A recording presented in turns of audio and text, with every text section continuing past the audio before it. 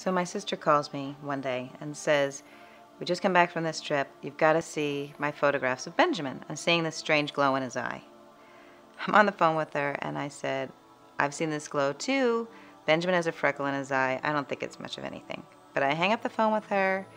I get a little alarmed. I start poking around on the computer. Look up cat's eye reflection, which is what it looks like in the photos.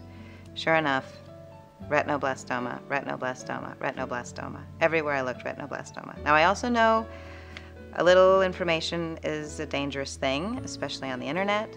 So I tried not to freak out. I called my husband. He said, it's probably nothing, but let's get him in front of the pediatrician. The next day we're in front of the pediatrician. Again, I ask him, "Don't think I'm a paranoid mom, but just to be safe, can you look at Benjamin's eye? This is what I'm seeing in the cameras." He doesn't see anything in the eye, but based on what I'm telling him, he refers me to the director of pediatric ophthalmology at Cedars-Sinai.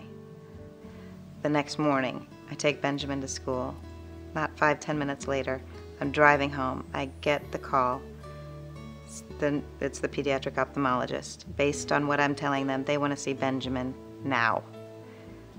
I start shaking. I'm so nervous I can barely even pull the car over. I try to find a pen. I'm fumbling for a pen, paper. I can't barely even write the address down. I call my husband. I tell him I can't go back to the school. I can't compose myself, but we need to be in this doctor's office immediately. Brian picks up Benjamin. We get to the doctor's office within the hour.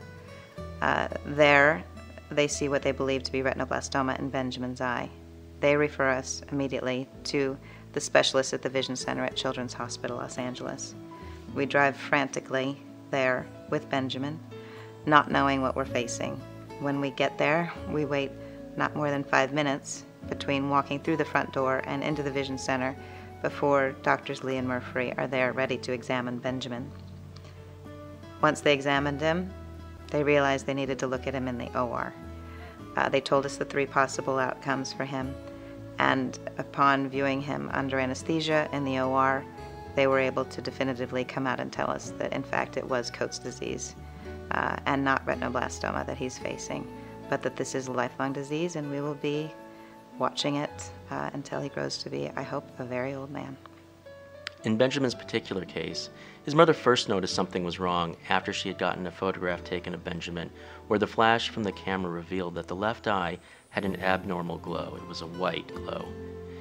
After looking at the photograph, she brought Benjamin to the eye doctor, and the doctor noticed that not only was there an abnormal glow, but that glow was coming from a detachment in his retina in the left eye.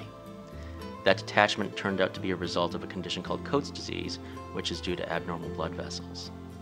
When Benjamin first came in with his parents, there obviously was a lot of concern and a lot of stress over how we would be able to take care of this. Fortunately, at Children's Hospital Los Angeles in the Vision Center, we have a team of experts all devoted to taking care of children, and not just their medical needs, but also the family's emotional and psychological needs. This can be a devastating diagnosis, and in those cases, treating just the patient may not be sufficient. It's our goal to make sure that the entire family is treated as we walk them through what can sometimes be a very long journey on the road to visual recovery. One thing that I want to make sure all parents know: this disease is not hereditary. It's not genetic. They have no idea where this comes from. It does usually show up when a child is young, somewhere between the ages of 0 and 10. It is more often than not with boys than girls. Not always, but more often than not. And it doesn't show up in every photograph. So it was only 1 out of every 70 or 80 photographs. Once we were diagnosed, I had a hard time going back and finding more than a dozen or 15 photographs that show this glow. It's really only with the photographs that have the red eye reflection initially. But it is so important, if you see this glow and you see it more than once, do not wait. Get your child in to be seen by a specialist. Get them at least in front of your pediatrician. Be sure that you are checking it out, because it is the best thing you can do for your child. The earlier this is detected, the better our chances are of saving their eyes, of saving their vision, and potentially with retinoblastoma, of saving their life. My name is Benjamin. I have Coach, but it doesn't have me.